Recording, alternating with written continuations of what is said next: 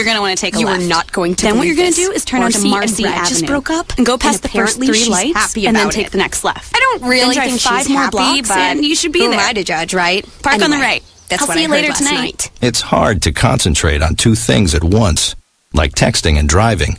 Stop the text, stop the wrecks. How will you stop texting and driving?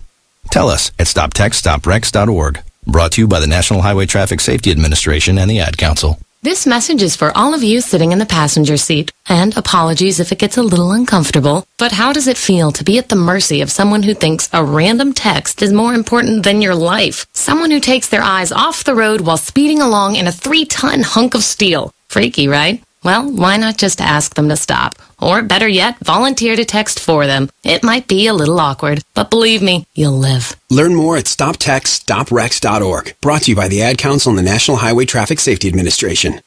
Green light. Hey girl, school zone. I'm getting hungry. Car changing lanes. You want to meet me for pizza? Stop sign. Intersection clear. Yeah, street. Pizza sounds good. Ballin Street? Girlin Street! It's hard to concentrate on two things at once, like texting and driving. Stop the text, stop the wrecks. How will you stop texting and driving? Tell us at stoptextstopwrecks.org. Brought to you by the National Highway Traffic Safety Administration and the Ad Council.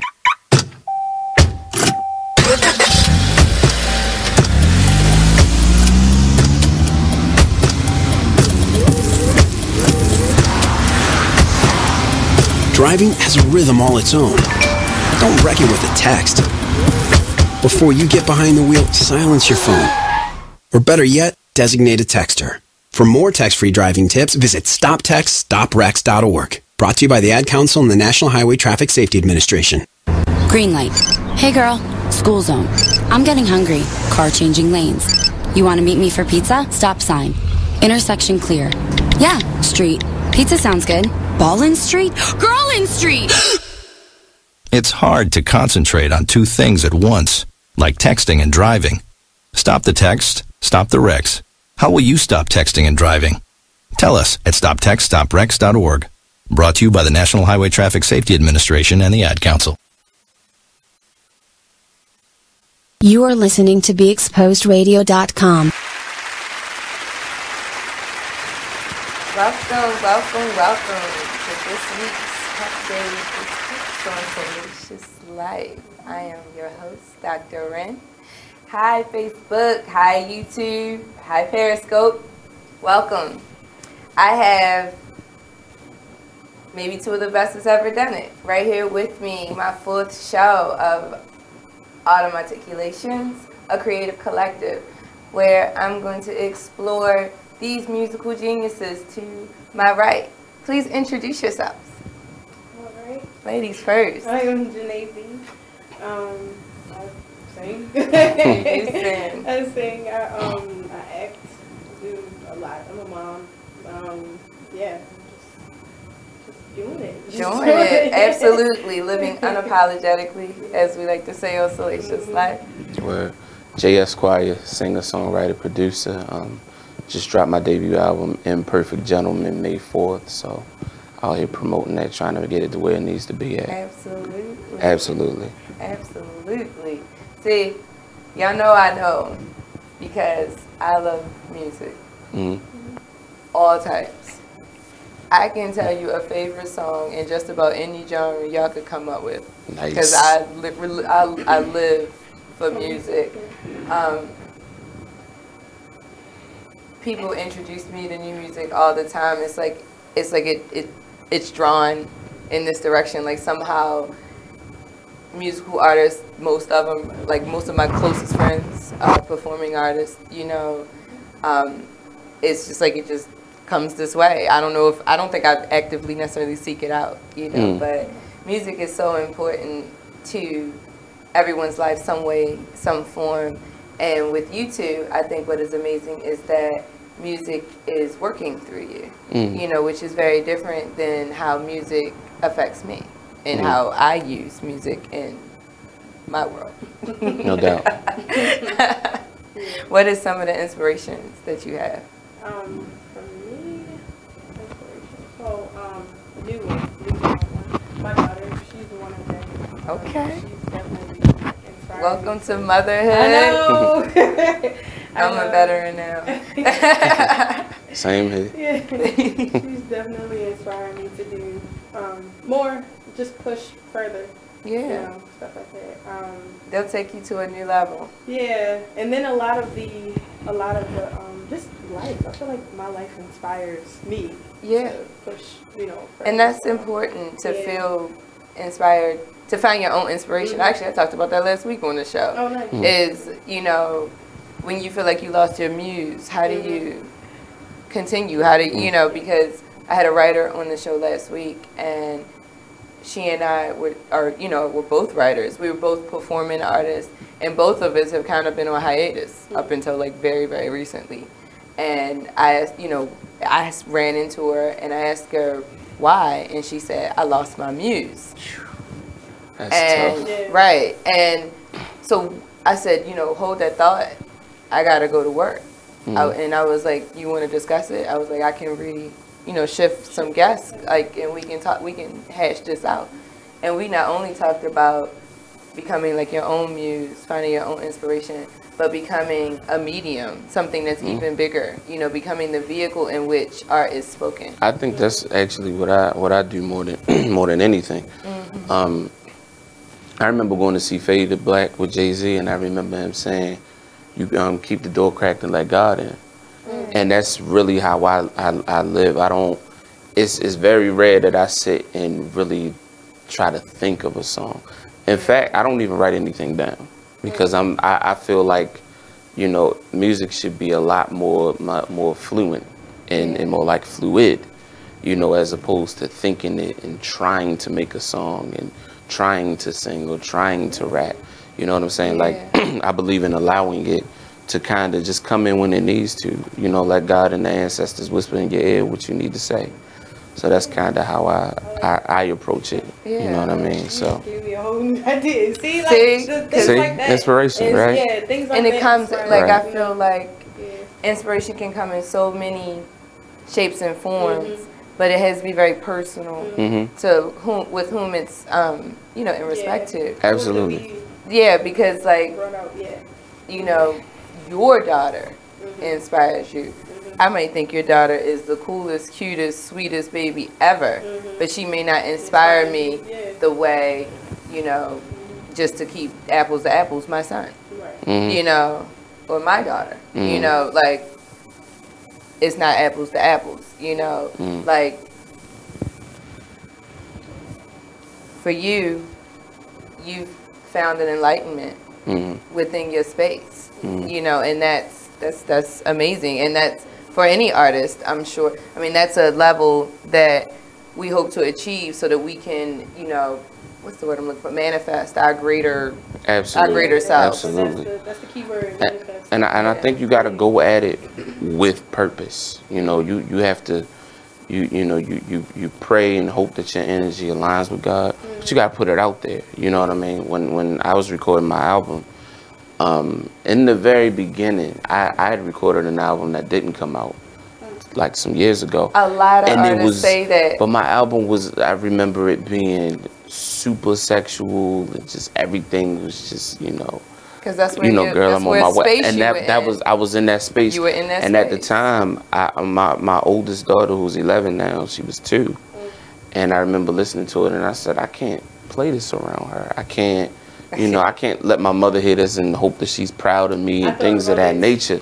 So I literally made the conscious decision when I made the album, like, look, this album is gonna speak more on love and intimacy, and less on sex. And in some ways my kids didn't inspire me too, because my 2 oldest ones, they were in the studio a lot with me, be it the recording sessions or the mix downs or playbacks, they were there.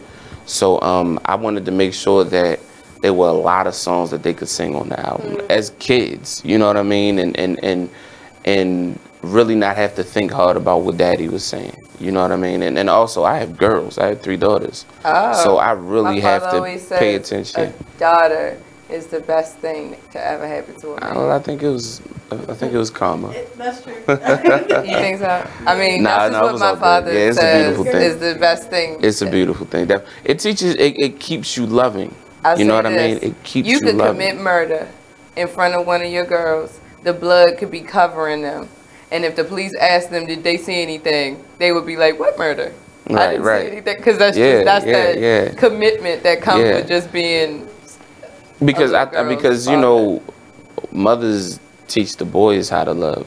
That's the first woman a man ever loves, and the girl is the same way with her dad. So definitely, yeah, absolutely. It's natural and beautiful. Like I remember, like this happened to me, I don't know, maybe a few weeks ago. I looked at my boy and was like, you know, you ain't half bad looking. You know, like, you ever just see him for the first time? And I mean, my son is almost 11. I swear to you, and people tell me all the time, oh, he's so cute. He's, you know, Co-Ed Bliss, that used to, you know, be a host here. She used to say, he's the best hugger. You know, people tell me he's so sweet. And I just be looking at him like, he all right. But, yeah, that's like when people say, they say to your kid, you've gotten so tall, and you're like, no, they look the same. They the same to me.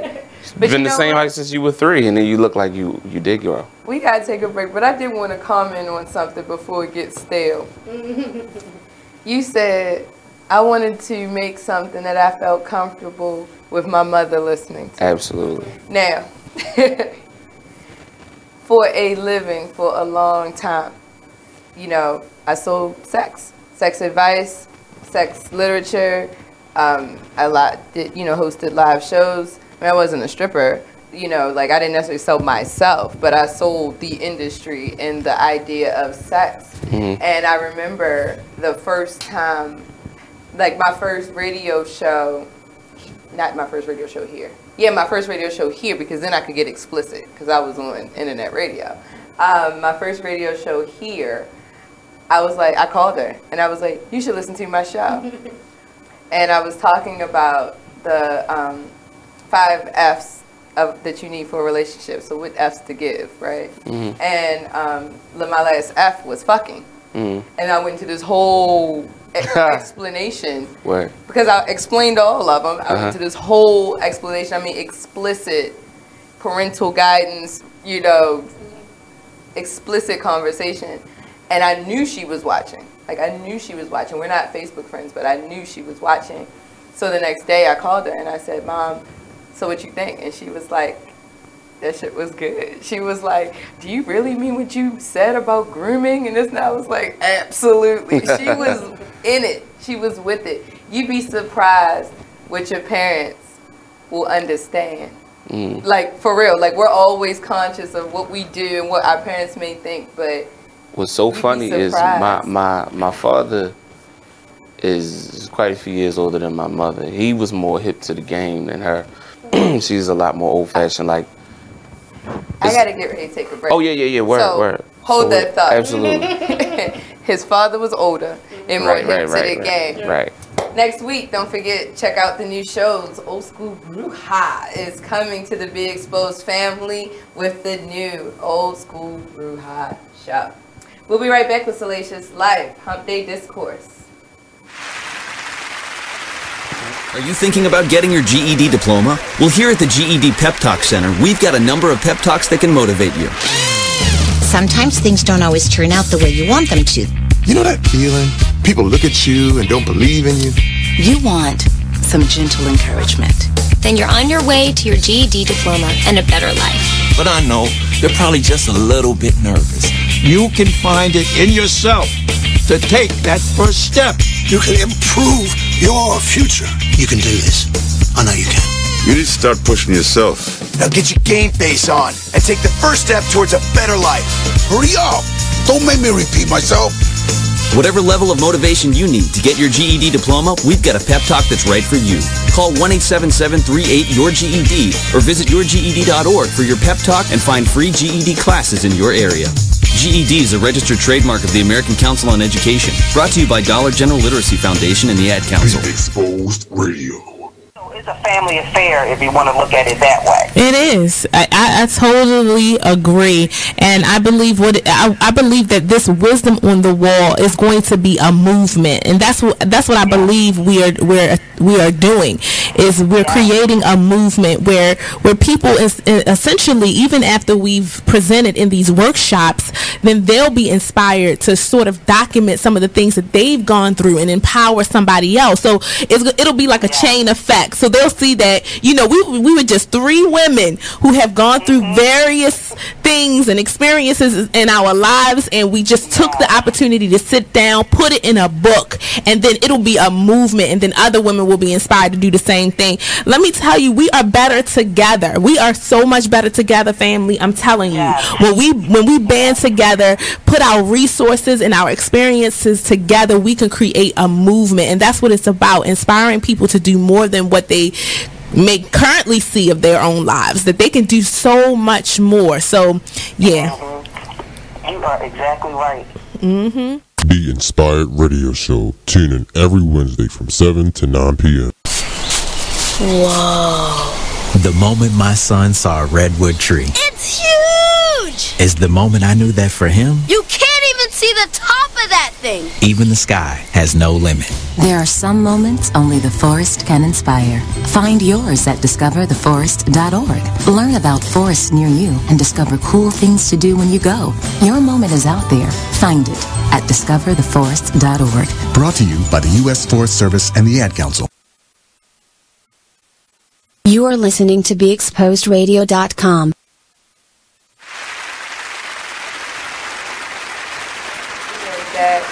And I just have to mention a fun fact before we get into his father was hip to the game, because don't think I forgot.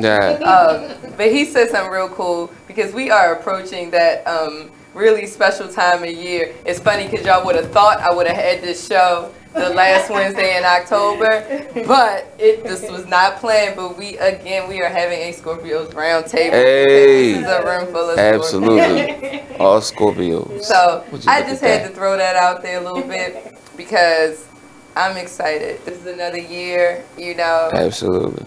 And I'm real, like, I'm getting ready to make my New Year's resolution. Like, what can I improve on my next year of this year? So, like, I'm feeling it. Like, the energy is in the air. Like, I'm extra amp about everything. I got, you know, more drive right now. Like, I'm approaching, like, my season, you know, and I'm hot, you know. Shit, people probably tired of my ass, because I am all over and all in. That's all right. You're alive, though. You're alive. You gotta keep living. You gotta keep living. You gotta live. Like, we were not put here to simply exist. Absolutely.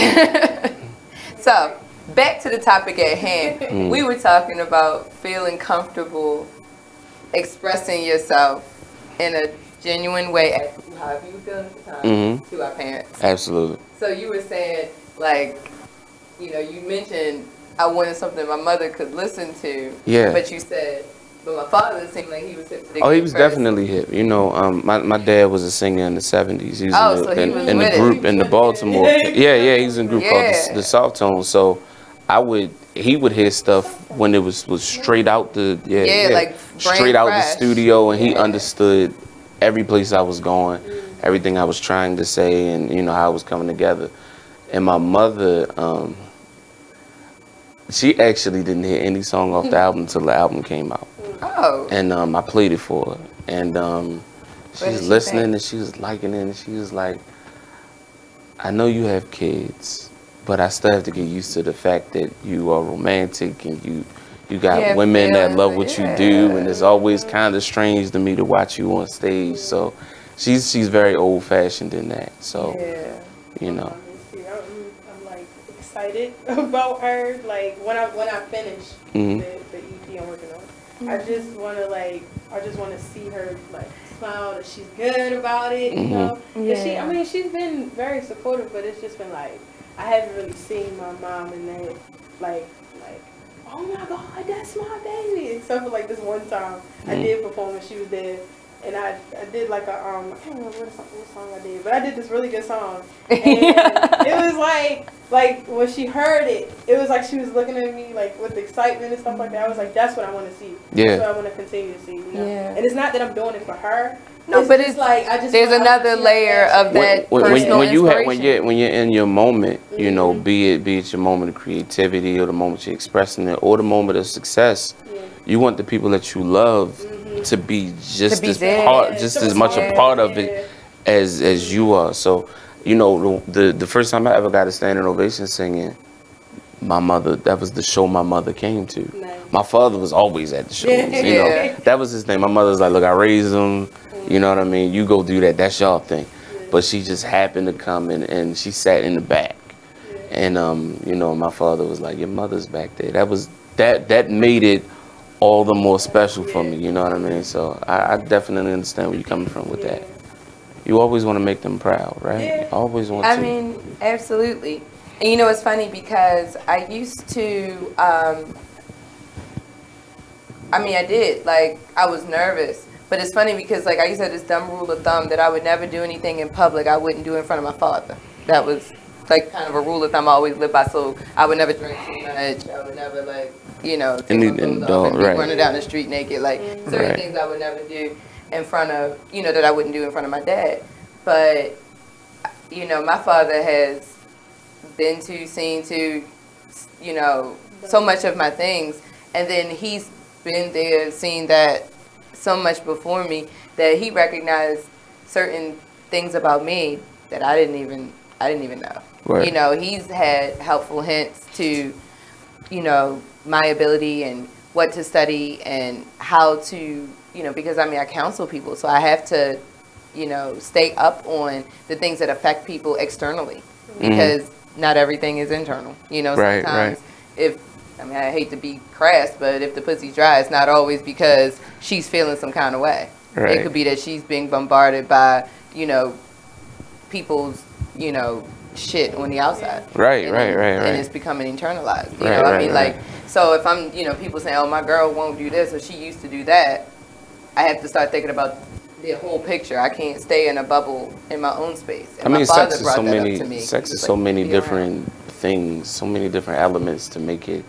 the best thing that it could possibly be. You know, be it, you know, chemistry or energy between the two. And like you said, your day, your life, that year, that moment can affect, you know, your intimacy. So, you know, people, when people understand that, it becomes a better, more understanding experience each time you do it. So I definitely think so. I mean, you know, for me, it was always about exploring my senses. And it was the only act that I felt like, or that I found as I got older, that if it's done properly, you really experience all your senses at once. It's like sensory overload if it's done properly. But then I found that a lot of people don't do it right. So then I started studying, why don't they do it right? Because it's such a beautiful thing. Why don't they hone their craft? Do you know what I mean? Why aren't they, you know, like, I would study things. Like, there's techniques and all kinds of things that I've learned. Like, I literally studied it. I've even had coaches for certain things, you know, because it's about honing your craft. And when you're sharing something that intimate, that special, that connecting with somebody, even if it's for just that moment, you are that connected. It should be just that good. Plus, we Scorpios, so that's such a big part of who we are, right? That's really almost how we really express love. Like, you right. Yeah, like. Oh gosh, you know what? On that note, we are going to take a break. Yeah. Don't forget to tune in next Tuesday as well, because our fearless leader, Monty, is coming back. Talk Lately with Monty will reappear next Tuesday at 7 o'clock. We'll be right back with Salacious Live.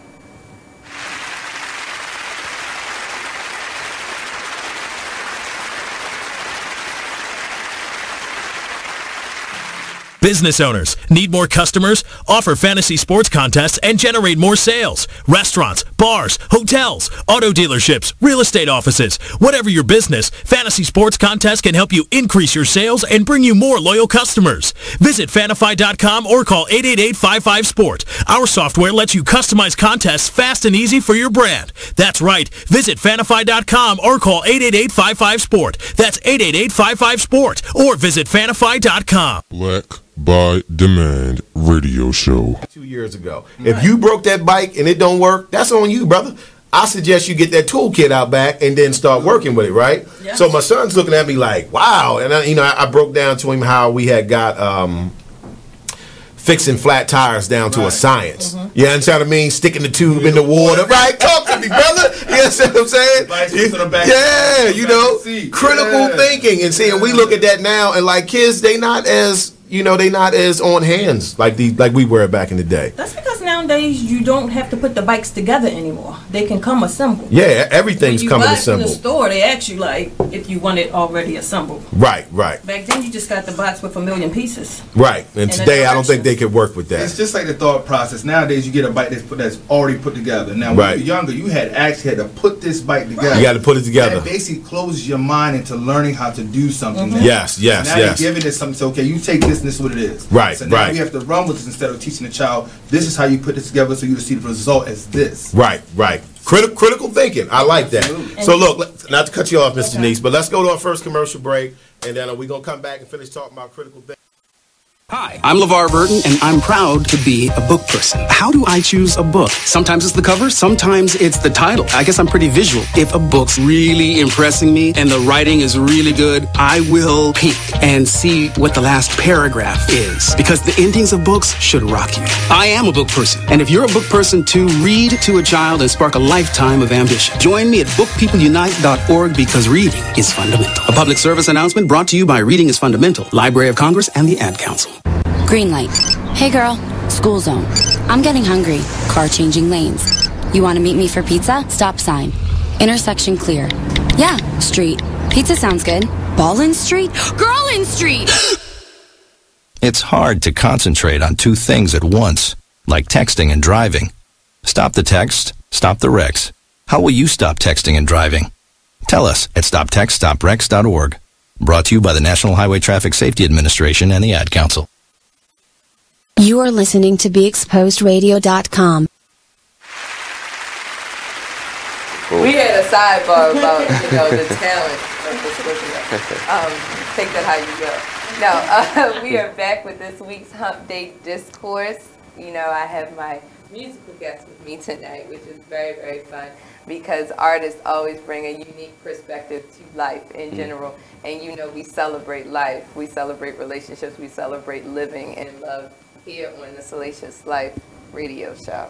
So I am very, very happy to have you. Thank you for having us. Once again. Thank you. But on our little sidebar, we did say something that I actually thought about, that I thought was actually pretty meaningful and that we should share. You were saying, we had finished with talking about the first standing ovation you had ever gotten, and your mother, was there. We talked about how my father gave me, things that made me feel comfortable with being very unapologetic about my life. Mm-hmm. Basically drilling into my head that I only got one. Mm-hmm. Right, absolutely. You gotta live like that. You have to. He really until he beat it into me until it became me. Mm-hmm. Not literally beat it into me, but he drilled it into me until it just became a part of who I was. And it's funny because he lives a very apologetic life. But he saw something in me. So how do you know what I mean? You see how parents will, I got my faults all day, but if I catch it in my kid, I'm nipping it in the bud if it's something that is a shortcoming for me. Outside looking in, you know what I mean? It's a totally different thing. You feel what I'm saying? Different situation. Yeah, my father always said, he said to me one day, he was like, I give you permission to live. You don't have to live me and your mother's mistakes. Go out here, you make your own mistakes. I don't even really feel like you make mistakes. I feel like you make lessons. You know what I mean? You learn. Yeah. They're I know this is so cliche that they say there's no mistake, there's only lessons. But to be honest, everybody has a journey, and each of these incidents that happen in our lives, things that we have to move past to get to where we are, become another thread of fabric in the quilt that is us. That is us. And it really is amazing how it shapes you. I think about just I start from you know, high school and just go forward and think about all the significant things that happened in my life up to this point, you know, even up to significant things that happened right before I walked in this door, you know, that shaped me to be who I am and how I react to things.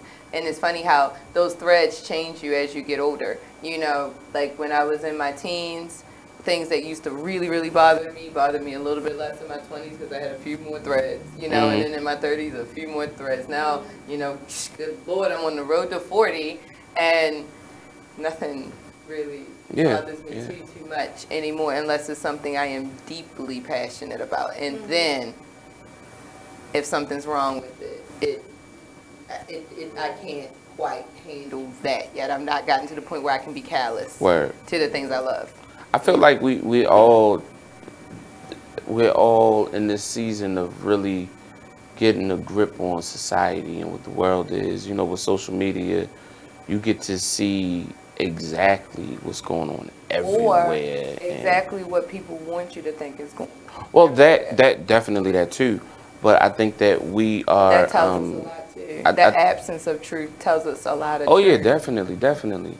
And I think that, you know, everybody's in this, well, most people are in this season of self. Oh, absolutely. You know, because we were raised to believe that you go to school, you graduate, you go to college, you get a job, you get married, you have kids, you live the mundane life, and then you die.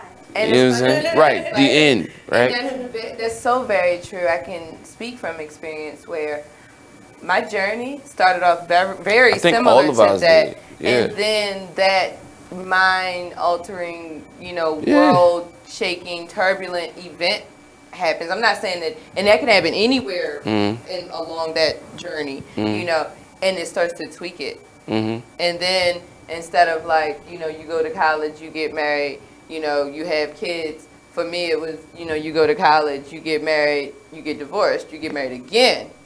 Then you have a kid, like, you know, like things change, like, because events happen, things shape you, you know, and I think one day we all realize we have a brain and we have our own thoughts, because the first several years of your life, you're trying to think in conjunction with your parents. You're like, okay, I have to think this way because this is how they were. I got to be like this because of this.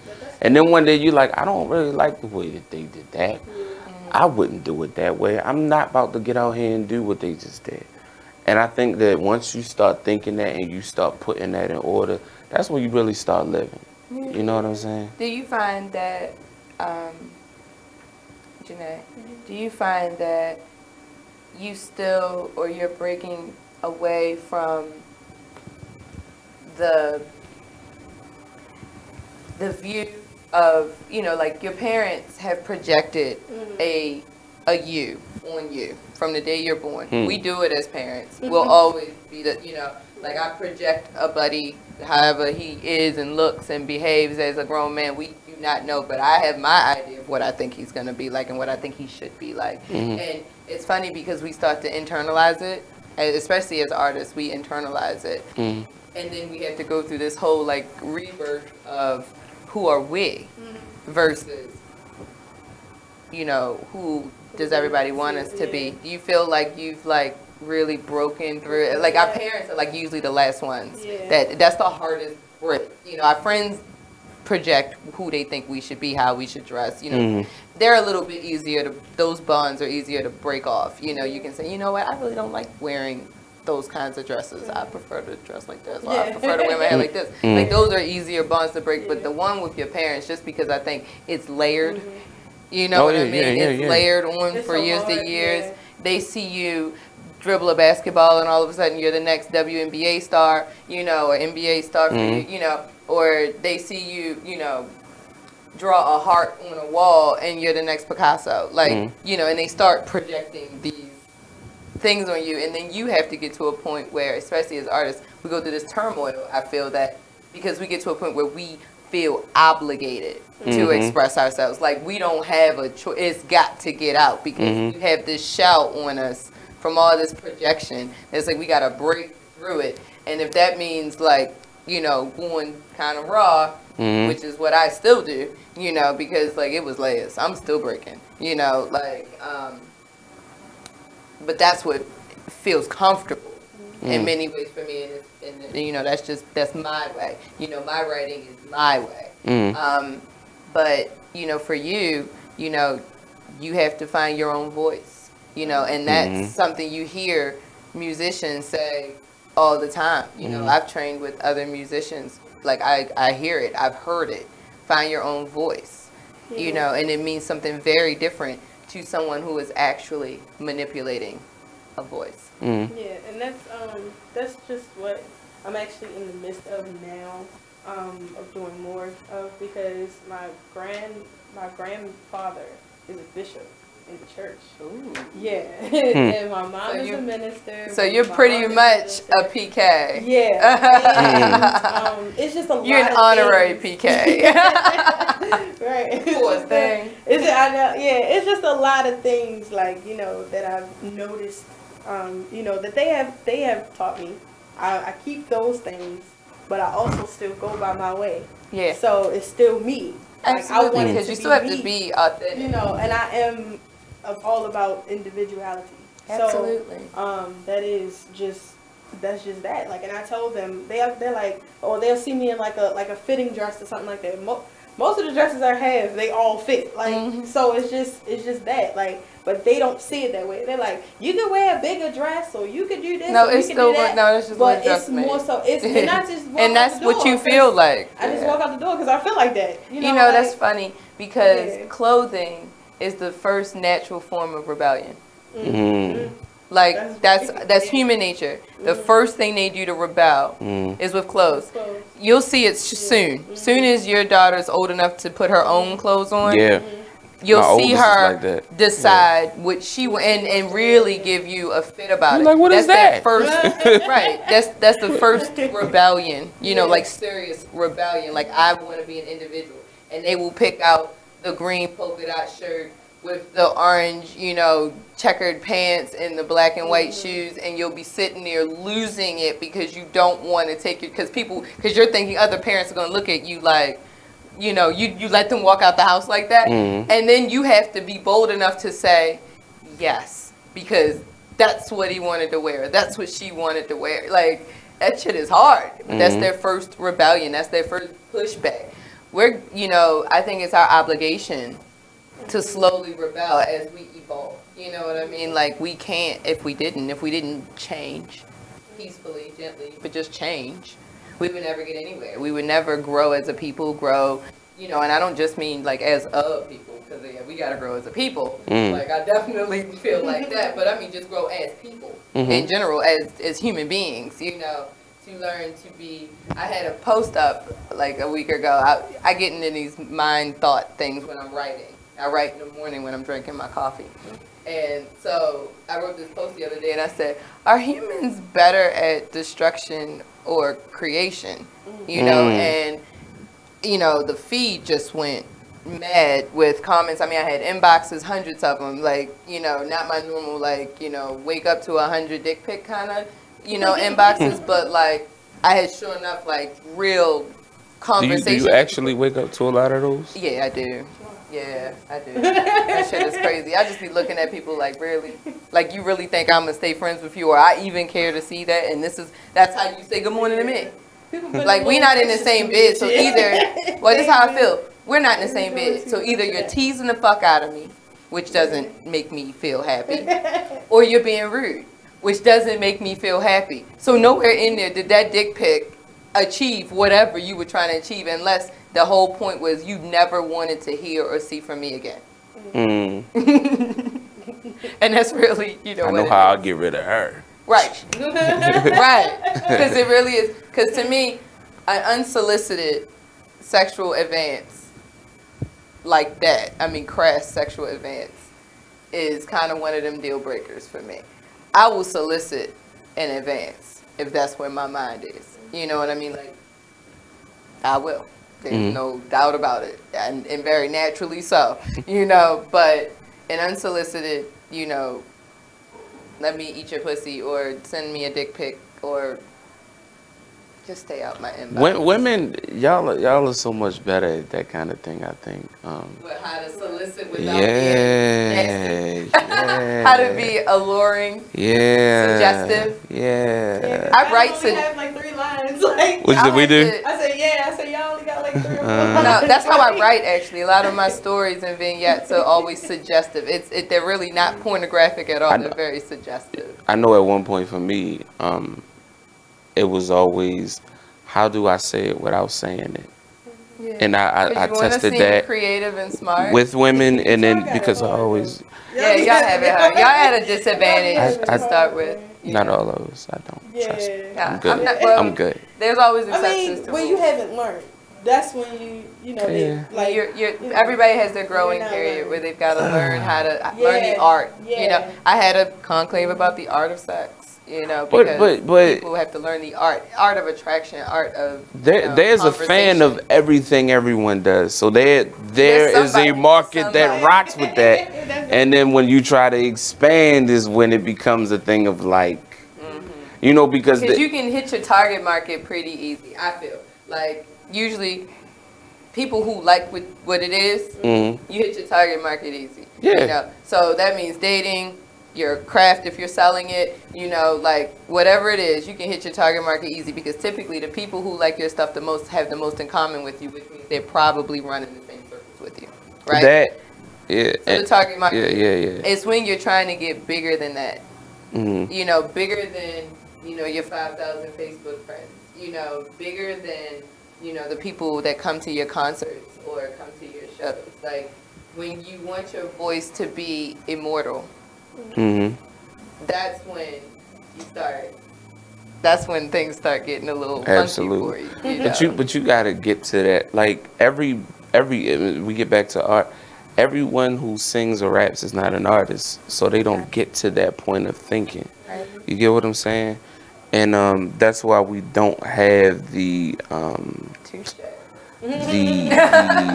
aegis, so to speak. Right. The monstrosity of talent that should be out there, that was out there when we were growing up. You know what I mean? People are not willing to take the risk to be creative and artistic. And it takes a lot of knowledge, and a lot of knowledge, self-worth, patience, understanding, and sacrifice. thinking. Absolutely. Like people don't really realize how difficult it really can be to share what's so personal to you, you know, and, you know, whether you write your music or not, it's your work and it's personal to you, you know, like you said, your first song, your first album was very salacious in nature. Yeah. And the reason was because that was where your personal space was. That's just where you were. That's where you were. That's where you were floating. That was, and so our work is always going to reflect who we are. We are very private people naturally. So to put out, you know, like we talked about that being a very private, to put out our privacy, like to throw it to the side for the better good, or the good for the better. What is it? No, not the. That's not it. What is it? The greater good. Yeah, the greater good. Wait, I was about to say. I mean, I knew that was the line, but I thought you were trying to go somewhere else with it. So no, I wasn't. I trying to let you find that. You know what I mean? You know what? I am so comfortable with being Wren that even when I fuck up, I don't mind saying I fucked up. Nah, you didn't. You didn't. You know, we're bonding, we're creating, we're figuring it out. Right. I mean, you know, moving through space is an adventure. Yeah. You know what I mean? Like, it's an adventure. Like, life is the final frontier. Like, I love Star Trek, and shout out to all my Trekkies, but space is not the final frontier. I would love to see him take more chances, and I don't mean being so odd that you don't get it. Yeah. But I would love to see more magic. Again, like when we were growing up. I like magic. that. You know Let's what I mean? talk about magic when we come back. Yeah. We'll be right back with Salacious Live.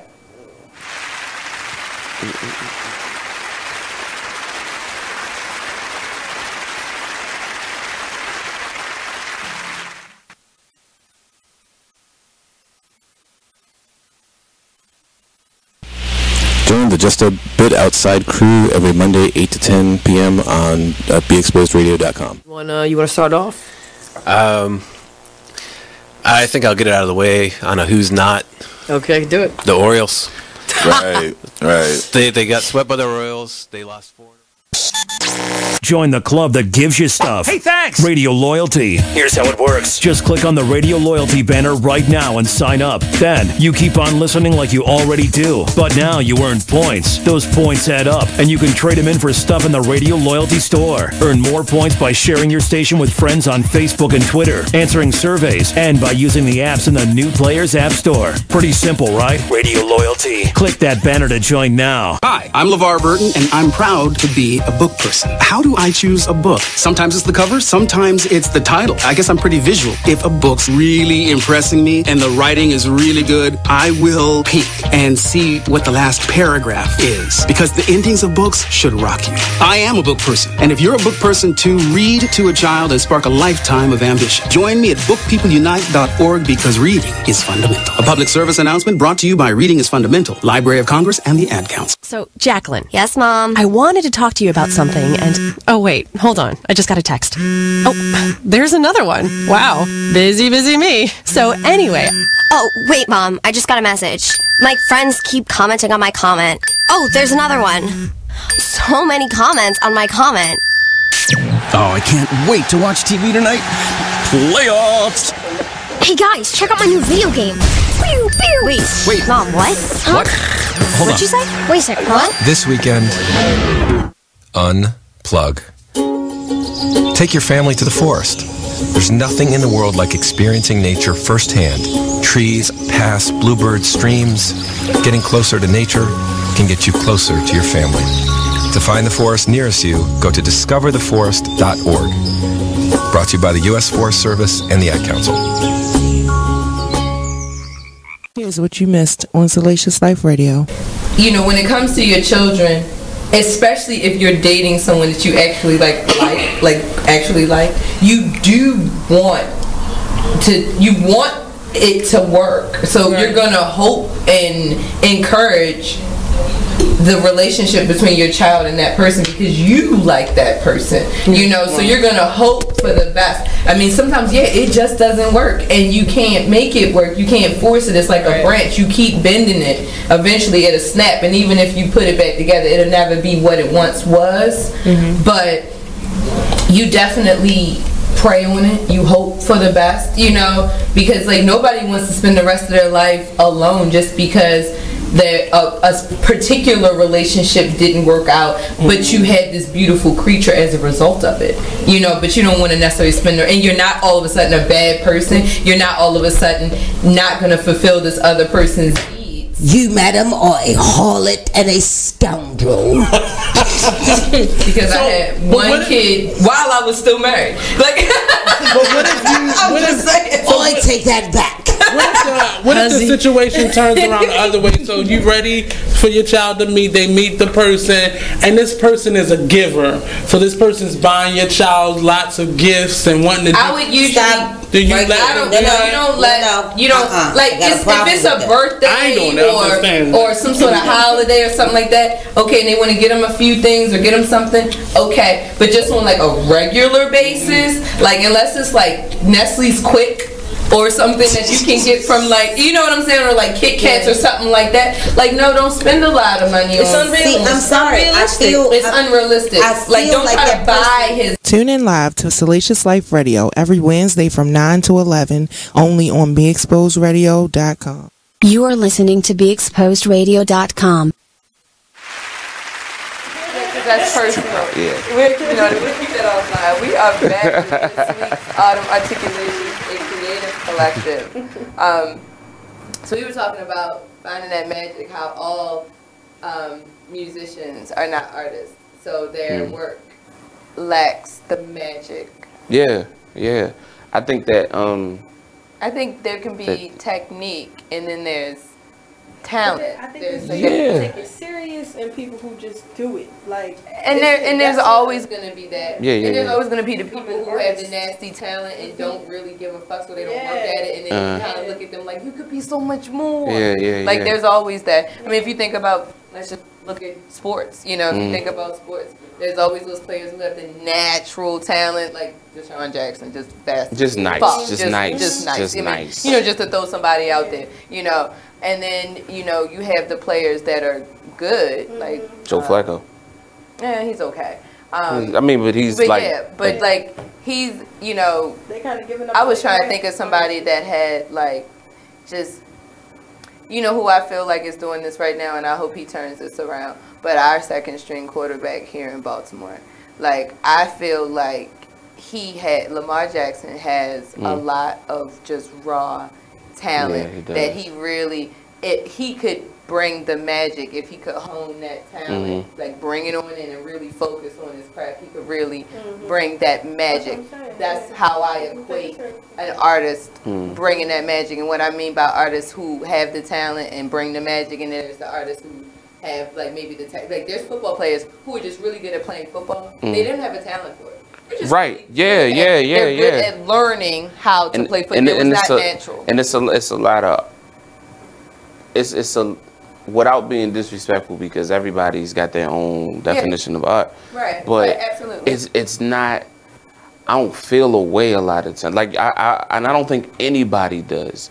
You just kind of go with it because you're forced to hear it, and it becomes a thing. You know, it becomes radio programming. I had a show, maybe about this time last year, and I had 4 hip hop artists on the show with me that night, and we were talking about how the media and music and things are forced upon us. How, you know, like we have to deal, like we're being slightly conditioned for the stronger mind and very conditioned for the weaker mind, you know, by being bombarded by all this information at all times, you know, and it's very much a strategic bombardment, you know. We talked about that about a year ago, and I think with art, because there is something for everybody, but what makes art art to me is that you make everyone feel something.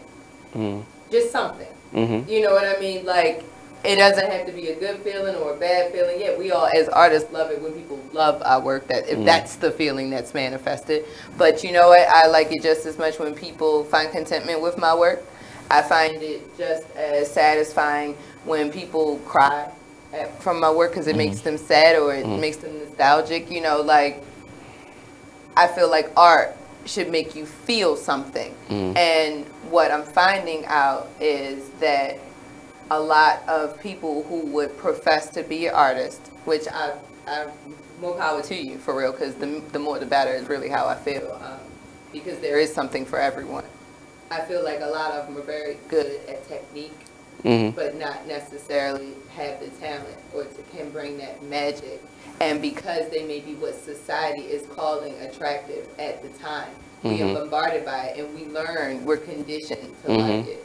And it's and not think out, like not really feel what we feel, you know, or not feel at all. Which is how I find some music, some painters, you know, even some rap artists, like I really just don't feel anything, and that's when I'm like, you ain't do anything. That bothers me, because I literally, I tell people all the time, like, I would love to be a fan of every artist I hear, be it rapper, singer, whatever it is.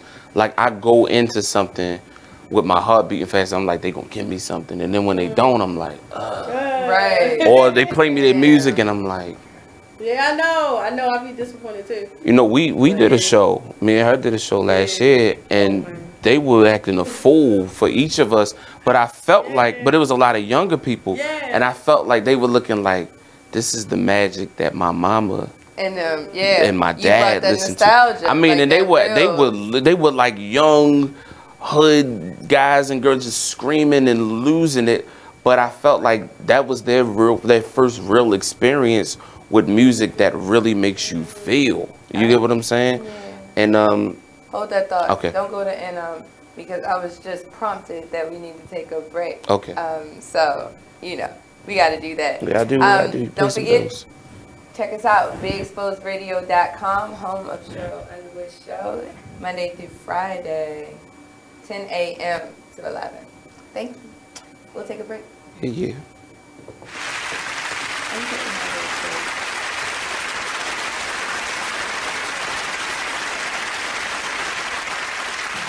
I thought you was gonna have my money today. Man, it is what it is. Then last week you told me your wife was cooking.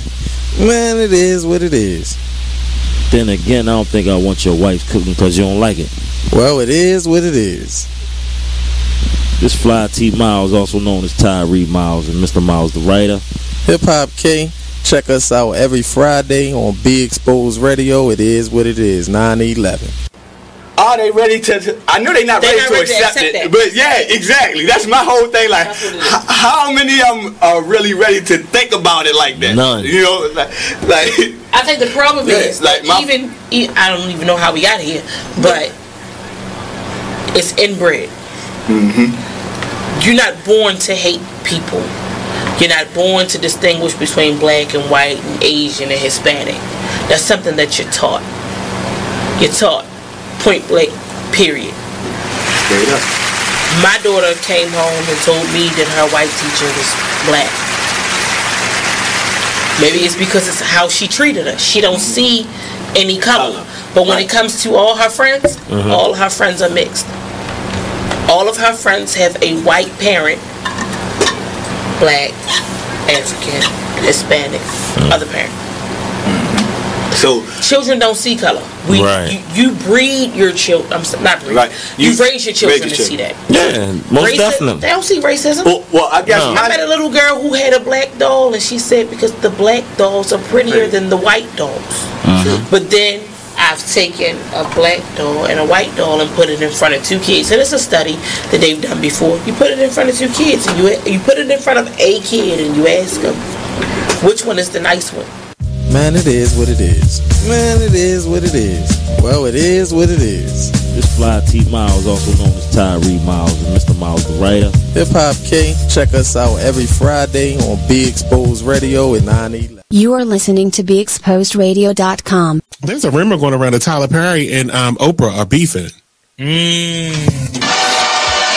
Well, let me tell you about this. Tyler. Okay.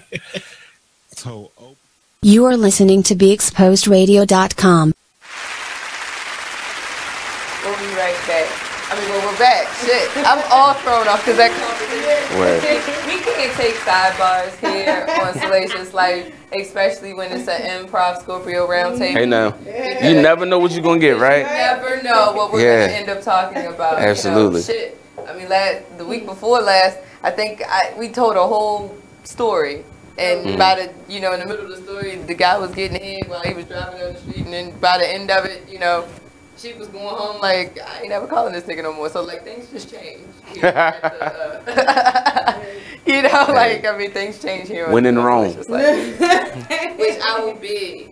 Thank you for saying nice. that. I'm going to be out of town. I am going on vacation because I need an actual vacation, not a hiatus, but a vacation from it all. I will be in Europe for the next 2.5 weeks. Nice. So I will see you guys upon my return in mid-October, but I do have 2 special guest hosts that will be holding it down, so the show will go on while I'm gone.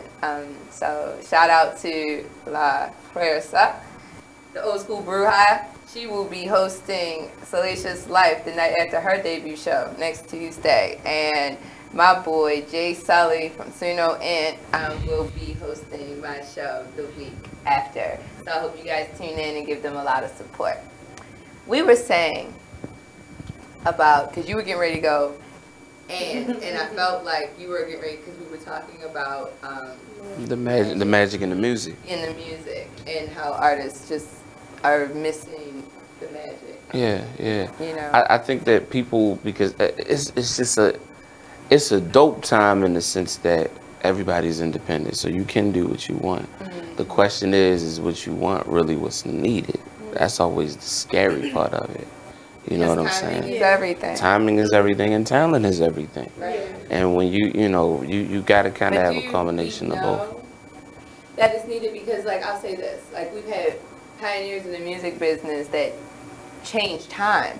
Time didn't, or you know what I mean? Like, time changed for that artist. Like that artist came in and it became the right time. You know what I mean? Like we have like groundbreaking, earth-shattering artists that come through, musical artists that come through, and it becomes the right time. So how do we actually, is there ever like really a right time, or is our goal to make it the right time? I think it's both. I think there are artists where it is time, and like, you know, it's time to transition and make that the sound.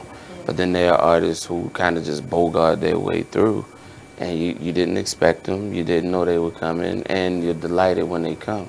Absolutely. It's just not happening lately. I feel like now what we need in this generation, in this time, is music with like positive vibes. Absolutely. It's so many things happening. It's so negative. Like, yeah, it is. It's really negative because it's just like the energy is. Yeah, a lot of it has to do with the music. A lot of it has to do with the music and just how you know, listening to it, it makes you do things. Like it could be what you're listening to as well. Like I just feel like now we just need like positive vibes, positive music. But this is my thing with that though. Yeah. Like people tend to bond with an artist because they can relate to their lyrics or their beat is high, but you know, or hopefully a combination of both, you know, but they bond with an artist because, you know, they're feeling something at the same time. That feeling or their truth may not always be positive, and it needs to be expressed just like everything else, you know. So even though, yeah, I agree, this would be a great time for a bombardment of positive energy, you know, like positive music. Like that's not going to be a lot of people's truth right now, because if you think about it, the reason we need this bombardment of positive energy is because things are real negative on the ground level. Do you know what I mean? Like, so the music that, or the art that will reflect this time is going to be real tough on the bottom level. You know what I mean? Like it's going to come off harsh. Like, you know, people talk about artists like Jay-Z. You know, you brought up Jay-Z earlier. You watch him as a transition. You know, his music in the beginning was, I wouldn't say negative, but very raw, very harsh, very cold, because that's where he was, you know, when he began. And as his music became relatable and he became healthier, better, happier, his music became bigger, healthier, better, happier, you know, all the way to the point now where half the time he's rapping about being in love. You know, I mean, just like, you know, let's just put out there, I mean, he then went from, you know, Knock Deep to LL Cool J. I mean, I'm just talking about like style, like he went from, you know, like real different extremes, you know, but you watch his growth. But it's funny because once that bond is made, usually with an artist, honestly speaking, once that bond is made, as they grow, you're also growing. Do you know? So I think we need to have a bombardment of more diverse artists so that artists can have a bigger voice and capture the ones that need to be captivated with a really raw truth, but also be able to present a better, higher, more brighter place that people can I also think that we just thinking about it, we don't have artists that have fan bases, they just have song bases. You see what I'm saying? Like more people are in love with the song or the idea of a song or the popularity of a song than the actual artist. You know, I think about when we were growing up, you know, you wanted to know who these artists were and where they came from. They were kind of mysterious. They were almost not real to you, you know what I mean? Like, but they had such an impression on you they were culturally impactful. You know, when I was growing, I was a huge Jodeci fan. To dress like them, I wanted to sing like them, I wanted to be like them. So they were I was very impressionable because of them. And you think about, if you go see New Edition, they got the same fans that they had from 1983. Or and think about somebody like, you know, God rest his soul, like Michael or God rest his soul, like Prince, where you have generations. I mean, like Michael Jackson literally spanned it like 6 generations of my family. Like I remember my great-great-grandmother listening to Michael Jackson, like with like the you know, like she liked the Jackson 5, like that was her thing. You know, I was tiny, you know. I didn't even think this woman spoke. Like, I don't remember her voice or anything. I mean, I was tiny, but I remember her listening to Michael Jackson, you know, and then, you know, my great-grandmother, you know, loved her some Michael Jackson, you know, and then, you know, my grandmother still loves Michael Jackson. My mother loves Michael Jackson. I like Michael Jackson. My son likes Michael Jackson. Same here. Shit, my son only had him for like 2-3 years before he died. You know what I mean? Right. You know. But that's where the magic in the music comes in. That's where the magic in the music comes in. Yeah, and I mean it's like it's like a whole, it's like a soulful meal. Like it sticks to you. You can never get rid of, you know, Billie Jean. You can never get rid of Purple Rain. Like those songs will live forever. And that's that immortal that I was talking about, that place that we hope our work becomes, even if it's not in our lifetime. Somebody said I think I seen a post recently, like they were asking, what is Beyonce's Purple Rain? I saw that, yeah. I seen that, and that made me really think.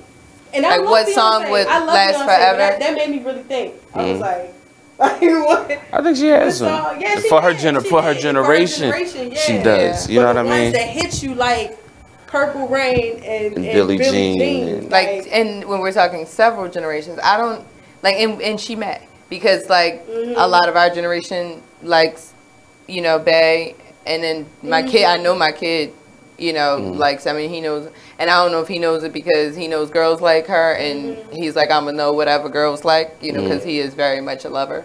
God, I'm not ready. Or what? But he knows her work as well, even her early work before he was even. But I think that she has the magic. Let me tell you why. Because I hope we got at least like 2 minutes to say this. Great artists that become legendary study legends. Michael Jackson is a culmination of James Brown, Jackie Wilson, and David Ruffin. He's all three of them. You know what I mean? And I always say people don't even study his music enough. People try to study his success formula. Because you'll never get people value things. But then it's like, okay, all of these people dancing and singing, like dancing and wanting to be like him. It's like, do you know what came before Off the Wall? Only looking at right? Do you know that Off the Wall is not the first album? Do you know what Thriller really meant? Who wrote the song Thriller? Do you know what these things are? Who engineered? Who recorded it? Who mixed it? People don't know. You know what I mean? And you know, it's funny. I had that same conversation about Ray Charles with someone, because I'm a big blues fan. Like most people know that I'm a big blues fan, and we were talking about Buddy Guy. And most people don't know who Buddy Guy is. That's the rapper Shauna's dad. But really? Yes. I did not know that. I love Buddy Guy. So we were talking about Buddy Guy, and I was talking about the one and only time I saw Buddy Guy perform live, and it happened to be when I was in New Orleans. I had a show, and he was performing at BB King's, and I made my way over there, and it was an amazing show. But we got on Ray Charles because we were talking about blues singers in general and how even though everybody remembers them, they don't know why. Like, it's not like you can't say, oh, I love, it takes you a second to pick that one song that they did. And what it is blues singers speak a very raw truth. So people connect with them. You know, people relate to blues singers. So everybody always remembers them. Like, people felt Georgia on My Mind, you know, or people, you know, even like with Barry White, like people felt him, felt that love. He had an intense, fiery love for somebody. And all of those, you know what I mean? And like, all of those singers at that time were like that. Teddy Pendergrass, Donny Hathaway, the OJs, the Temptations. Even worse, like my favorite, the Dramatics, right? Like, think about how crazy in love you must be if you want to go outside in the rain because you don't want your girl to see you cry. I mean, and that's the thing, like, I mean, I'm just saying, like, if you really think about what they were feeling. And then another thing is we're not selling truth anymore in a lot of the music. Like, when you say the positivity, like, everything is just kind of like, you know, a cute way of saying something or a cute way of just having a good record. And again, it's not a diss to it, that's fine, but I liken it to like the early 80s when it seemed like the industry was trying to find its way back to the prominence of the 70s, but then they were also competing with Thriller and Purple Rain. And so you got all these artists and they're just not sticking. And then you get like Luther, he sticks, and Freddie Jackson might stick, and maybe a couple of other ones, but nothing else is sticking besides those things. And then you get Guy, and then you get Albie Shore, and then you get Keith Sweat, and then you get solo Bobby Brown, and New Edition with Johnny Gill, and then you get Janet Jackson, and they create New Jack Swing around that. And then you get back into the music meaning something, the music, the magic, and it's cultural. Do you think that, so with that being said, because we're definitely in, I would say, like a different place in music than it's been in a very long time. Now, equally as sad and evil and crying out as it was like in the late 70s, early 80s with the police brutality and stuff like that. Like the music was very raw and depressing and angry.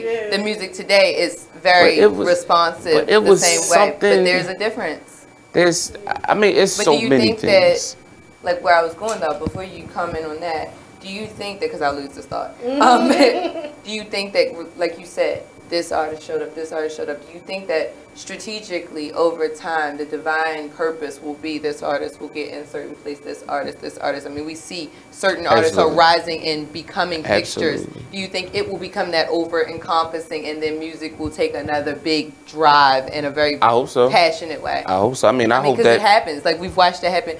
Many, if you look at, like, the last century of the United States, at least, the music that is produced here, it does that. It does this, like, and then this wave of amazing artists come through. Yeah, like if you think about it, Prince, now it's happening. Michael Jackson, and Madonna were all born in the same year. Yep, 3 months apart. Yeah, it's crazy. I feel like it's happening now. Just a lot of people have to discover these. Because they're becoming fixtures. And that's the fun part of it, sort of, is that you got to find it on your own. I mean, case in point, with my album, one day I went to do a, I had seen this chick online. And I inboxed her like, I know who you are, I just can't think of where. I just seen you. Help me out. I'm trying to figure out where I know you from. And she's like, I don't know. We left it alone. Fine. I just wanted to reach out because I'm like, yo, I know who you are. Right. I went to do a show. And it's actually kind of fun when you're on Facebook and you see somebody's face. Because you're like, I know you. Right. Right. So I went to do sound check at a show. And I get this inbox and it's like, hey, it's me again. I just wanted you to know I was on Apple Music and it suggested your album, and she put like the little picture with that on there and everything. And then she hit me later and was like, this is what I was waiting for. And that's what, to me as an artist, that's what it's about. That's the magic to me. That's the magic. That's really and truly the magic of it. That's amazing. You got that glow. Next you will be catching bullets with your teeth. Hey. That's hilarious. Yeah. But I felt that when I heard her sing, and it wasn't just like, oh, because she could sing, because there's a trillion people that can sing just as good as me and her. But when you see that she really meant it, and it was for real, and it was, like she sang, and I remember it. She sang, you know, Scoville's Remember Everything. She sang a Whitney Houston song. And especially with sound, because it takes us somewhere. Yeah. And again, what was amazing about that room that we were in, as small as it was, we were captivating these kids in a way that they had never. I mean, they would. I was in my mind. I'm singing and I'm seeing guys jump up screaming. And I'm like, what kind? What somebody? Nobody told me what kind of place this is, because those are guys screaming. Like, what is this? The girls need to be prepared. Right. I'm like, brother, chill, brother, chill. But I knew that we had done something different in that room. And we had changed the scope of a couple of young people. Music should do that to some degree. Now, you should always have your fun records. When we were growing up, you had like CNC Music Factory. And everybody has the fun record. You know what I mean? Like, everybody has the fun record. Yeah, you should always. I mean, Cisco, as ill as he was, and Drew Hill, and all, he had a thong song. He had the thong You can sing that all day long. How trappish? That's like early trap music. Right. That's what the thong song. I love that song. Yeah. And not even just because of what it meant, but just like him, like he just made it fun. Like, it was fun. Yeah. And I mean, his little butt. Like, he did the first rap singing thing. If you think about it, they give it to R. Kelly, but he did that before R. Kelly, because he did it with Drew Hill first. Yeah. Or How Deep Is Your Love? Right. And then he did it on his own. So was kind of, drill was kind of innovative in those kind of things. Absolutely, and they were right here from my hometown, so that's really cool. Homies. Or at least this is now my hometown, so I'm very happy. Doubt. Welcome. We have to take a break. Yeah. I know, it's that time. But we will be right back with Salacious Live. This is getting good. Yeah, it's always good. It's always been great. This is fun. I know, I like this. You know when you do radio interviews.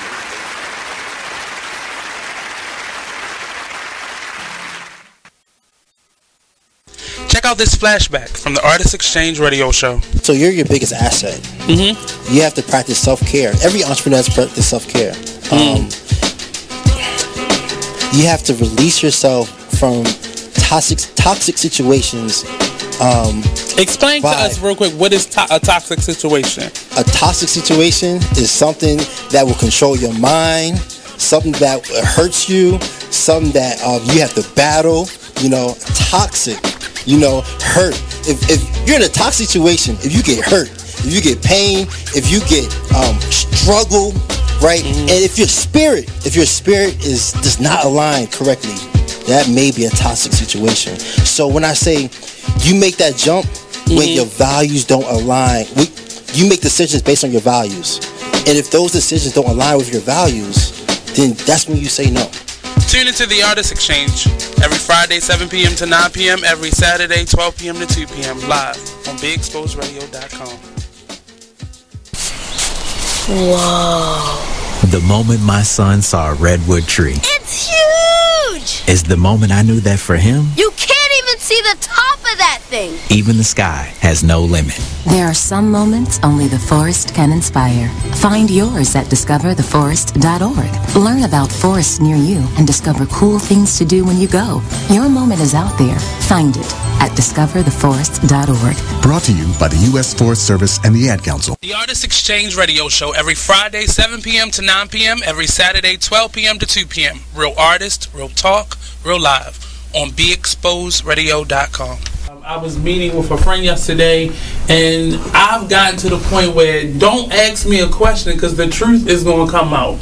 Exactly. Just don't do it. If you ain't looking for the truth, don't come to me. Don't do it because I can't hold my tongue. And she wants to be this stylist, boutique, but you're not doing anything in that nature, and I can't take you seriously if you're not doing those things. And I understood why people didn't take me seriously because I found myself in somebody else's lane. I was good at what I was doing and what I wanted to be, but I wasn't doing it for me. So how can I ask you to take me seriously if I'm living in somebody else's shoes? And nobody can do what you do, and I think that that's a big problem that people face now. Like, you see what somebody else is doing and you want to do that when that's not your lane. That's not your lane. That's not what you're supposed to be doing. But it's popular. It's getting that person money. It's getting that person applause. Oh, I want applause. I want money. Let me stand over here behind them. And then a lot of times people aren't honest with themselves either. Like, I was thinking earlier today, I've been woke for almost 2 days, so so you get honesty, and I was thinking, like, The Artist Exchange radio show. You are listening to BeExposedRadio.com. Back, and I got this strange request from my guest here to do some acapulco here on my show, but acapella for those who didn't know, because I know that's a place. So no pressure. If you're up to it, share a little bit.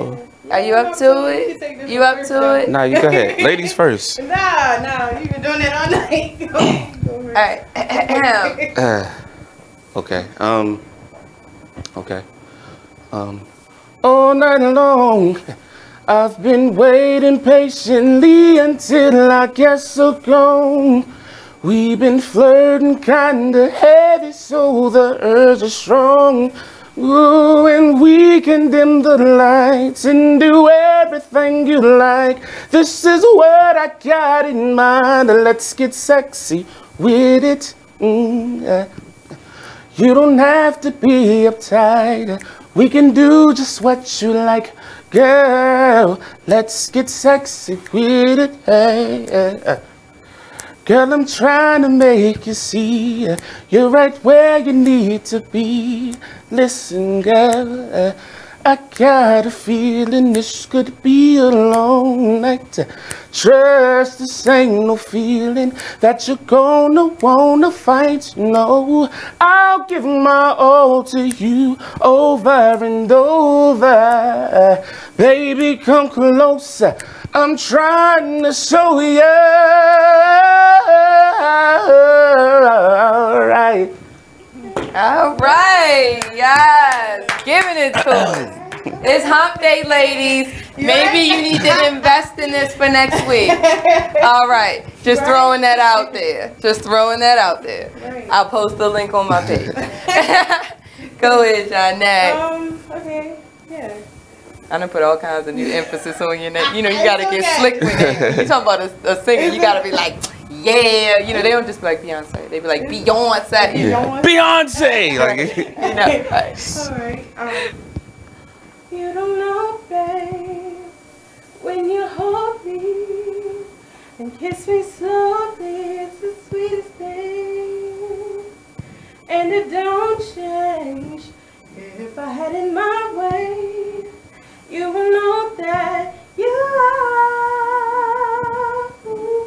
You're the coffee that I need in the morning. You're my sunshine in the rain when it's pouring. Won't you give yourself to me? Give it all. I just want to see. I just want to see how beautiful you are.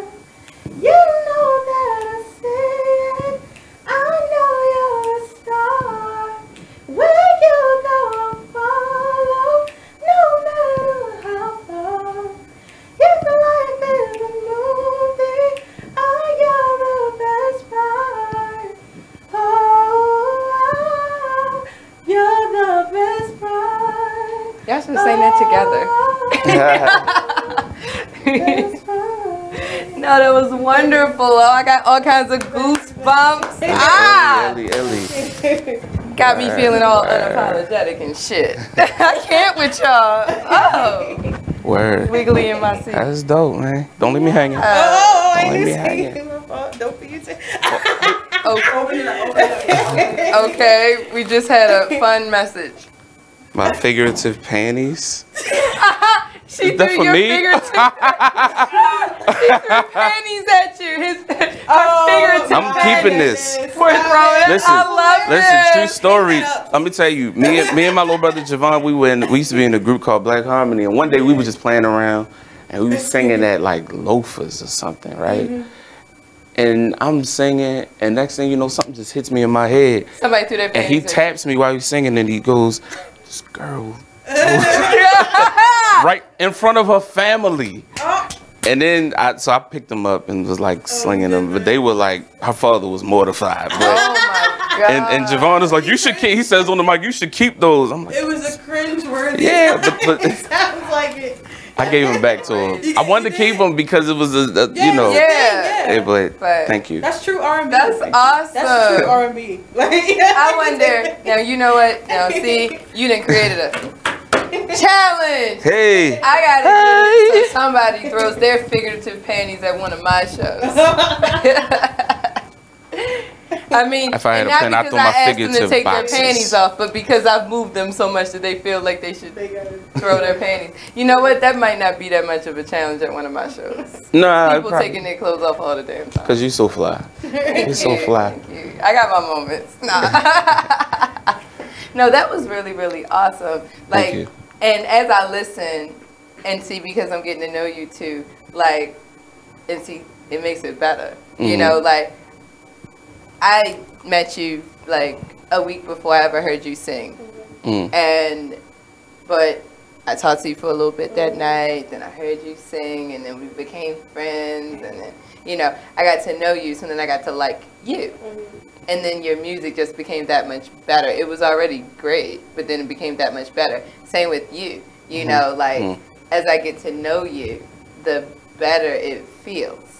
Because it no longer is just something I'm hearing. It's something I'm seeing. It's something I'm feeling. You know, it's something I think about. You know, which, you know, for Scorpio, that's damn near the whole kit and caboodle right there. Like everything is about feel to us. Everything. Everything is about feel. Everything. So, y'all just, you know, y'all up here singing on my talk show and shit. Oh, I'm just not ready. I am just not ready. So what were we talking about before we got the... I don't think we remember. We were so caught off guard. I know. We were all comfortable with the girl, like, y'all gotta sing. What? We like... This is what we gonna do. We gonna take a break, right? No We're doubt. gonna take a break, and then we'll come back. You know, he'll figure out what he wants to do with his figurative panties, and you know, we'll get our minds back, right? Because you know we were all, you know, in the moment just now. But don't forget, tune in next Wednesday, not just for my show, but before my show. Skyline Radio premieres, so make sure you tune in at 7 o'clock right before Salacious Live. We'll be back.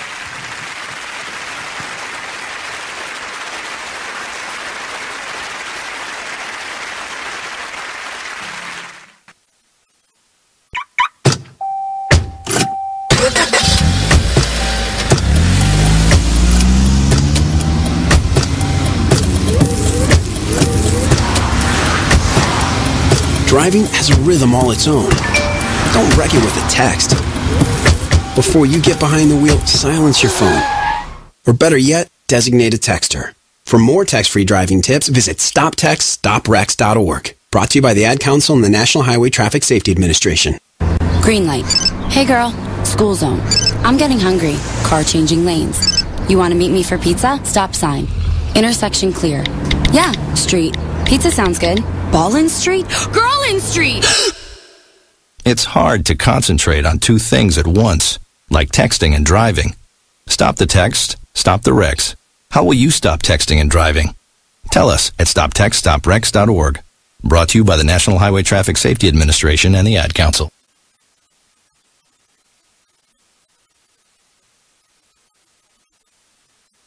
Be Exposed Radio.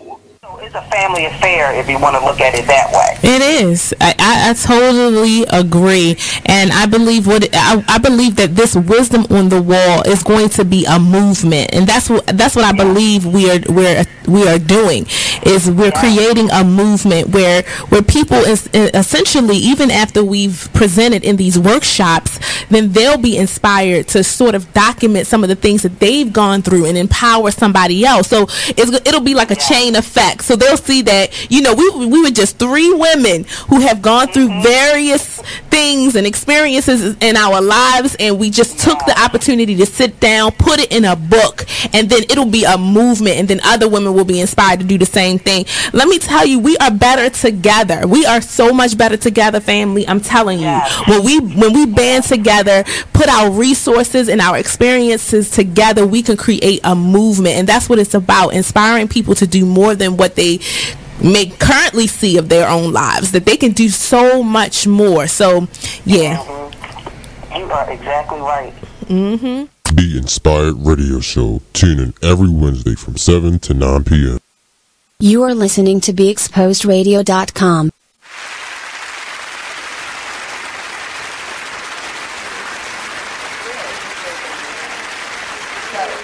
But I mean, we're back, by the way. Sorry, no guys. Cue. I'm sorry.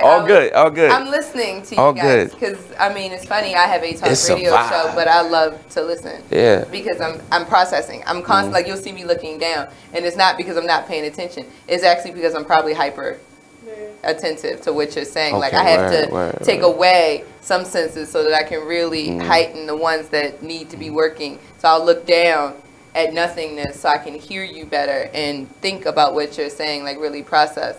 You know, when I listen to music, like I remember the first time I ever saw my best friend perform. Like I remember that the first time I saw him perform, it was magical, right? And this was a side of him that I knew he had, and then I saw the process, I saw the background, but I never actually seen it put all together. You know, I was always there for the process, you know, but never there for the debut.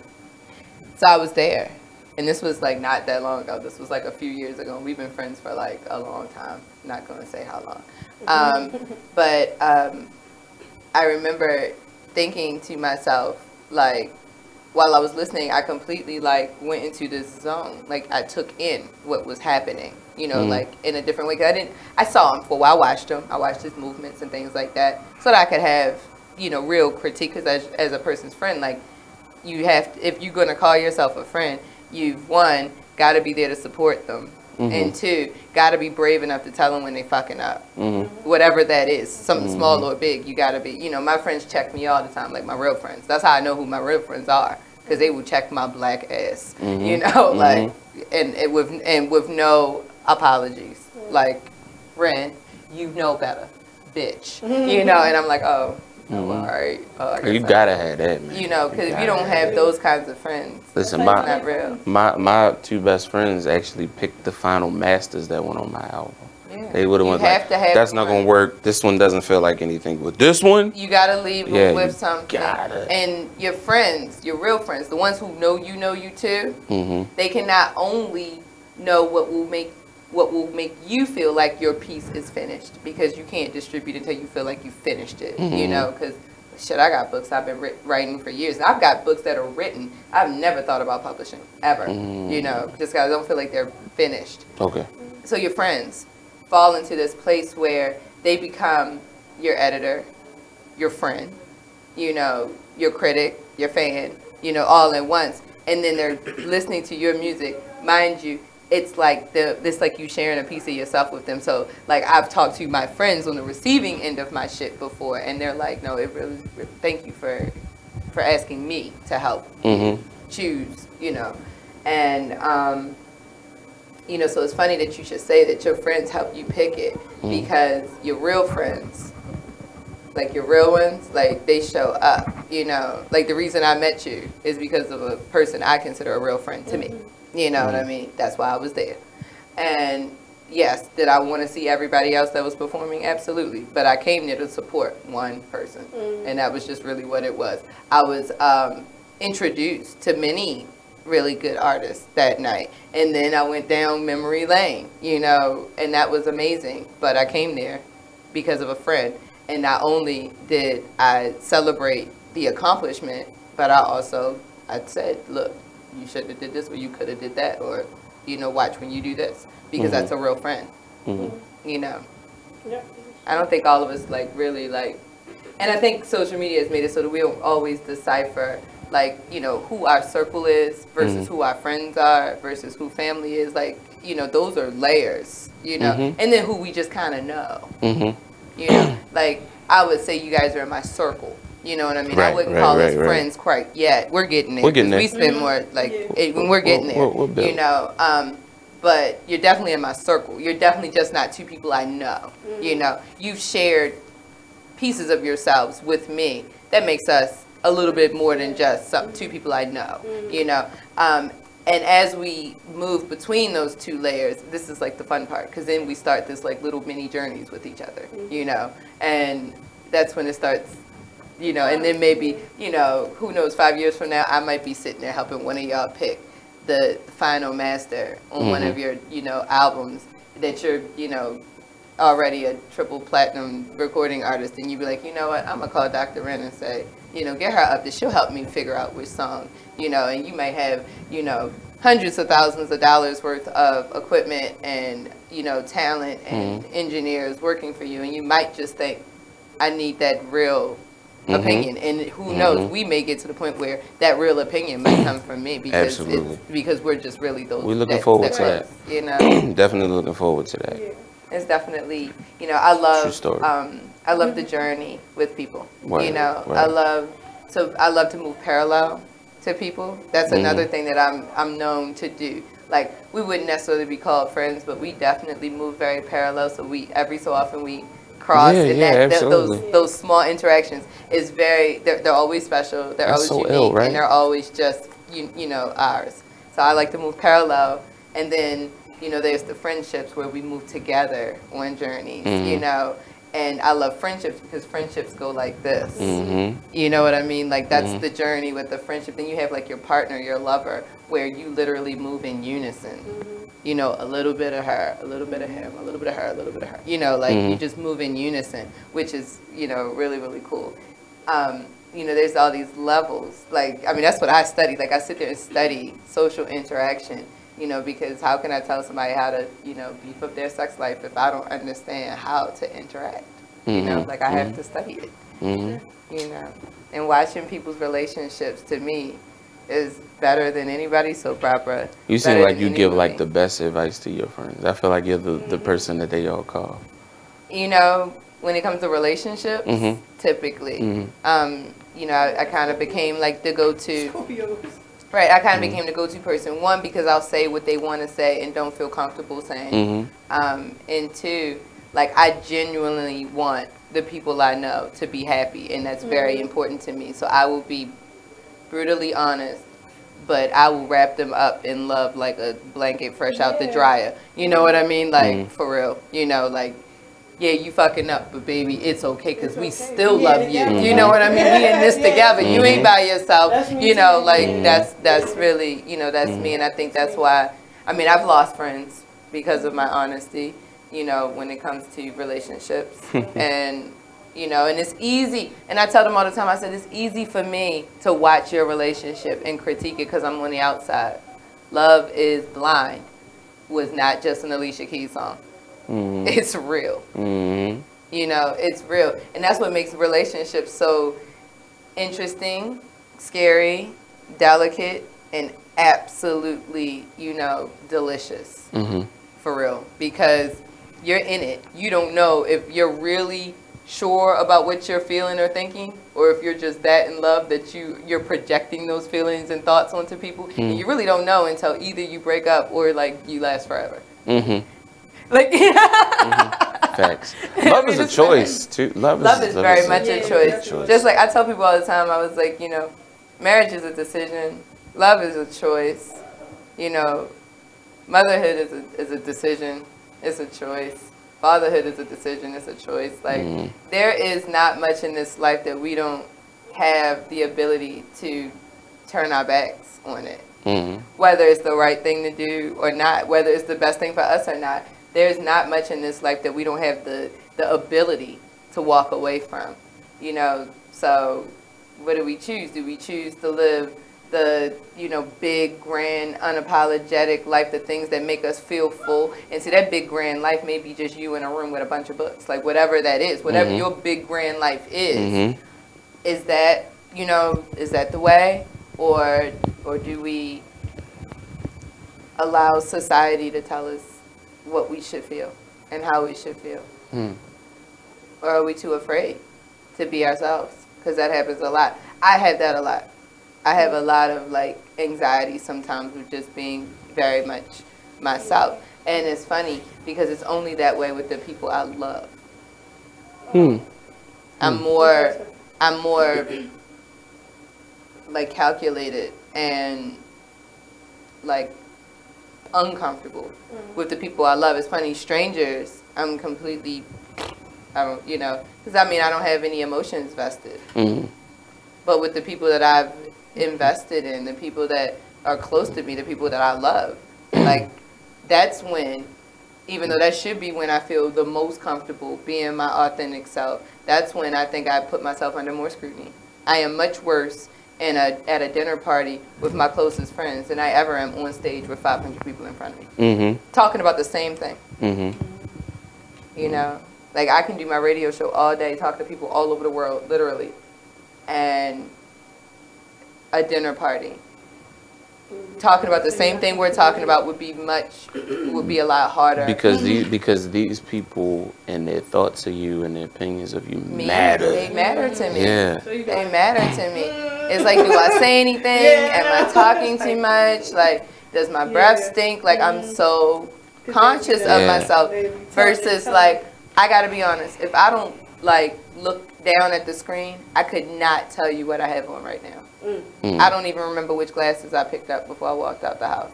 You know, and not that you guys don't mean anything to me, but I knew I was clean and I was neat, and I needed my glasses so I could see my computer screen. I'm not blind. I just can't look at computer screen. Just had to throw that out there. Understood. But you know, lights bother me sometimes. But you know, I'm much more self-conscious. You know, and it's funny because like being that a lot of my peers are also in my inner circle.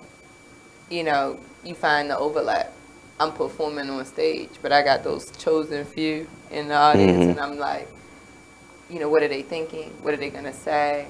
You know, and even though, you know, either a big, you know, proverbial slap in the face or some liquid courage will get me right past either one of those things, like that first feeling. You know, sometimes when you just walk out on stage and you see somebody, you didn't even, especially when you see somebody you didn't know was coming, that means something to you. It always gets you for a second. You gotta get your life right again, because then your performance has taken on a whole new level. It's taken on a whole new meaning. You know, who you are has become something more than just the artist that stands on stage. You know, it's kind of like on my girl gonna give me for this. It's gonna be like on Alice in Wonderland. I watch this movie all the time, like the Disney Alice in Wonderland, because I love the scene with the caterpillar when he's like, "No, who? I'm Alice. No, I don't want to know your name. Who are you?" You know, like that who becomes much more, you know, as you, especially as an artist grows, that that it becomes that who, because you evolve. You know, you've become your own medium. I think that every artist should have those moments where you go back and you try to improve on the pattern, the formula every single time. You have to do it. Like I could go and do an arena show and then go back to my hotel room hypothetically and be like, tomorrow night I need to do it like this. Or we gonna take that out, or I'm gonna sing it like this the next time, or I'm gonna, like, I really feel like artists should really be so much about their craft.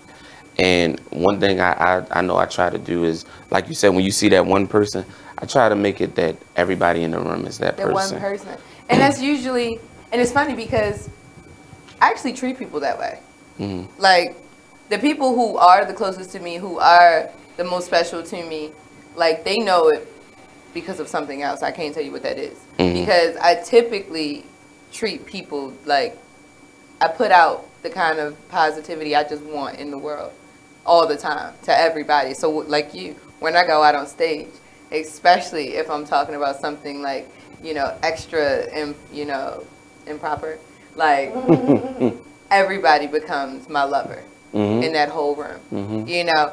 But then, let's say an ex-lover walks in that room, somebody who I had that real moment with, you know, somebody who knows what I'm talking about, who knows who I am.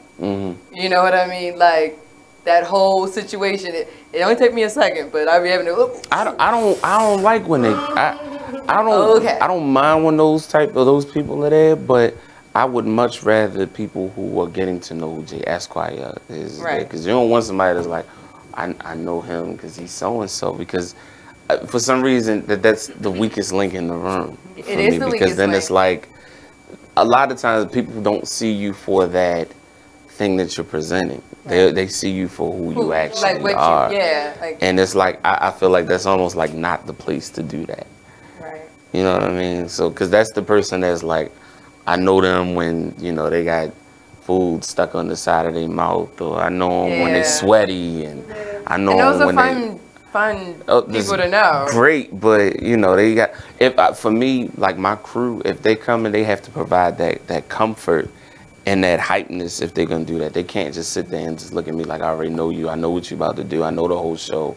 You know, like my crew will come to a show, they will come to my rehearsals, know my whole set, and act like they didn't know like it. They never heard. But I do that. But that's kind of the setup, and I do that for them. I'll know I literally will arrange somebody's show and come there and pretend that I never heard it. Oh, absolutely. I do it all the time. Like, and I actually, but it's funny because I actually do. I will listen to it with fresh ears. Yeah, you know, absolutely. I can hear you sing the same song. I could have put together the showcase, which we do all the time, right? I could have heard you in dress rehearsal, like know the show in and out, every word to every piece. But when you perform, I listen to it fresh ears because that's a whole nother year. Yeah, well, a lot of my friends have come from me working at Ida B's table. Yeah. So a lot of my friends are there. We all work together. Okay. So we all like go out together and stuff like that. They've seen me sing so many times. They are so supportive. But they've seen me sing so many times because I sing at Ida B's table. Right. Every third weekend. So they be like, and it'd be the same one sometimes, and then they like switch up, and they be like, "Girl, you singing that song?" Like they come up, they be like, "You just singing that song today?" Like, but they'll do that like all the time, and they always say they like, "I don't want nobody else to sing it," even though you know. But it's just like they just always are very, very supportive when it comes to that. I love it. You need it. I feel like if you're gonna have that circle, they have to respect you, the you that you are to them, and the you that you are to the people. They literally hold that thought because I think we need to discuss that. We'll be right back. All right. With this week's Hump Day Discourse on Salacious Live.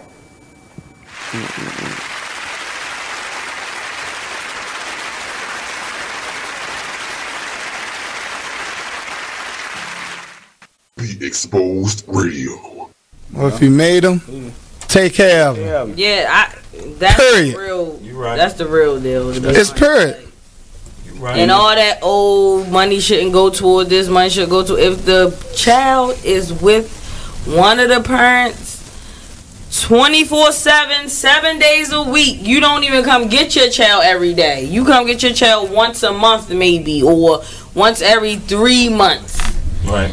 You cannot dictate where that money goes, especially if the child ain't calling you about nothing. Now, if the child calling you every week, then you can question about where the child support is going. But if every time you pick up the child, they look nice, they ain't complaining about nothing, why are you worrying about where the money go at? It is what it is. Radio show.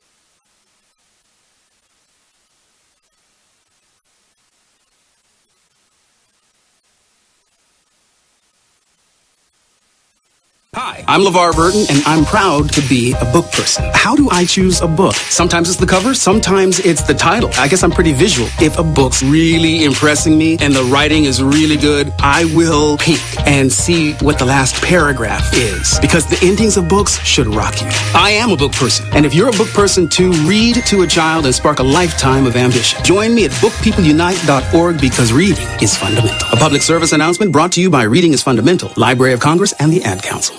Green light. Hey girl, school zone.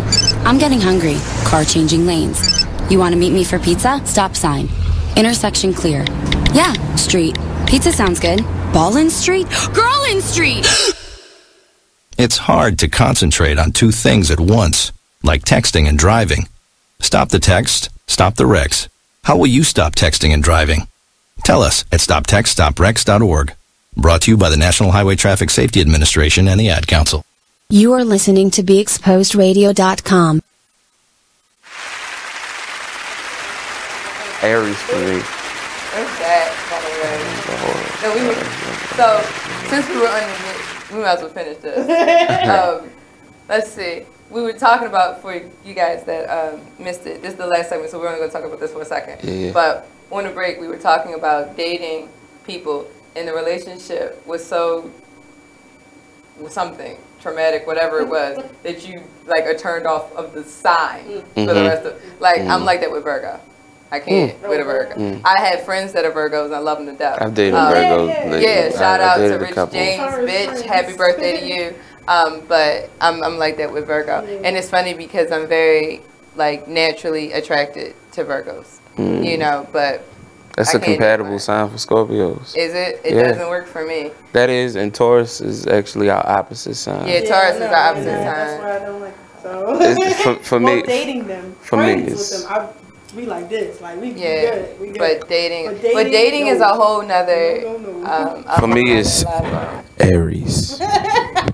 I could see that I'm not gonna say that because I feel like I got a few Aries listening, just looking at. I mean, listen, yeah, absolutely. But I'm it's not that I don't like Aries. I'm just saying, like in a Aries, dating experience, like it's different. that was like the worst ever for me. So, so anybody that's an Aries, it's just like I would literally look at you like, really, damn, you I don't messed even it have no up. conversation I with like you. Aries though. Yeah. I like Aries.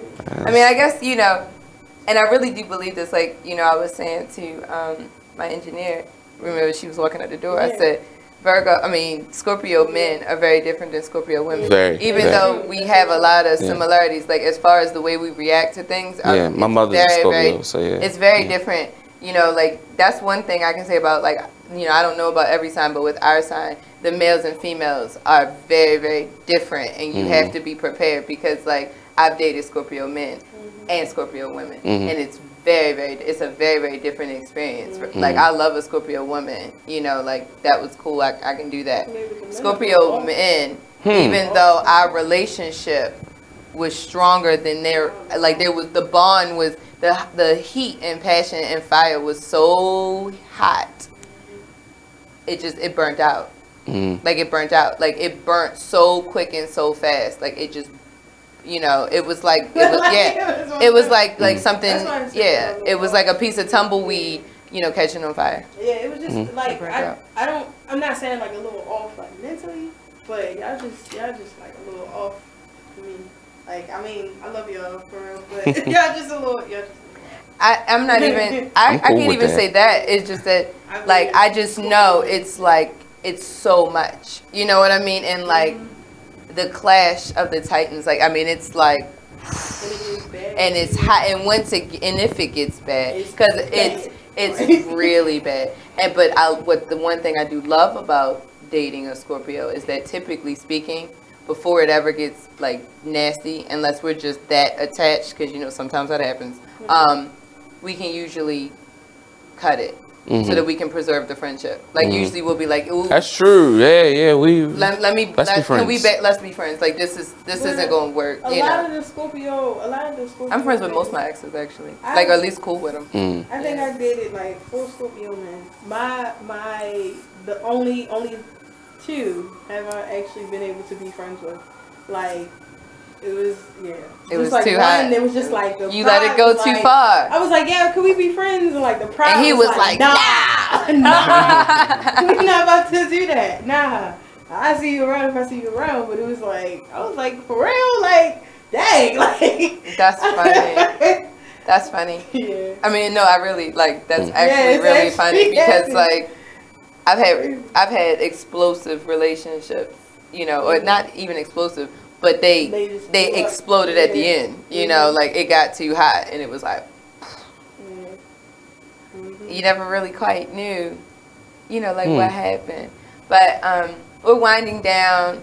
We still got to make sure we can rush back to get our last little bit of hump day in before we can't hump no more because it ain't Wednesday. But, you know, tell people a little bit how they can find you, where they can see you. Like, you know, some of the projects you got going on, we got about 45 seconds. So give them your best, you know, you got your 15 seconds of limelight right now. But make sure people can find you. Okay, well, again, I'm Jhane B. You can find me on Instagram at Jhane B_official. On Facebook at Jhane L. Bowden. And you spell Jhane, Jhane, and then Bowden, Bowden. So, and I am in the midst of working on an EP.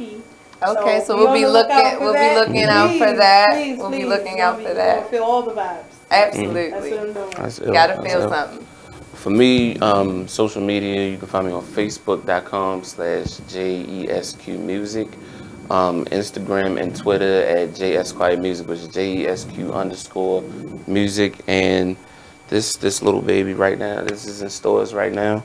And Perfect Gentleman, you can find it on all streaming sites, and you can also click the link on my Instagram and order a personal copy from me, and I'll autograph it for you and everything. It's gonna be nice. There you go. You get some of that love and get to take it home with you. Bam. It stays tangible. Right. Well, next week we got not even next week. Where are we? We're Wednesday. It's Hump Day. Who's next? Oh, we got Artist Exchange on Friday, so you guys got to tune in. You know, to that. Definitely. Nate is a really cool host and is really, really interesting, especially as fellow artists. Like, y'all might dig that really. Cool. So y'all got to make sure y'all check that out. But I am going on vacation, y'all. I am rolling out. I am taking a European tour. #Road to 40. I had to get out of here, so on a plane I go. I will have 2 guest hosts for the next 2 weeks. So look forward to that, guys. Make sure you guys still tune in, even if I'm not here. I will try to Skype in or call in, depending on where I'm at in the world. I might be in the middle of somebody's sea, so I may not be able to call, or might be like flying over somebody's ocean. But if I'm available, if I got some Wi-Fi wherever I'm at, I'll definitely call in. So y'all make sure y'all tune in to next week, because I honestly, they want to surprise me. I have no clue what the subjects are, who the guests are, what's going to happen on Salacious Life. So this is their like one time to like, you know, have a good time. But don't forget, guys, I'm coming back in 2 weeks. So I think that's about it. So, you know, let's call it a night, y'all. You know, don't forget, love life and be great. And live unapologetically. Thank you for having us. No, thank you for coming, you know, to Autumn Articulations. Enjoy this time. This was definitely a creative collective. And I left with figurative panties. And you got your figurative pants. So, you know, be careful what you do with those. All right, y'all. Y'all have a good night. We'll see you next week on Salacious Life. Peace.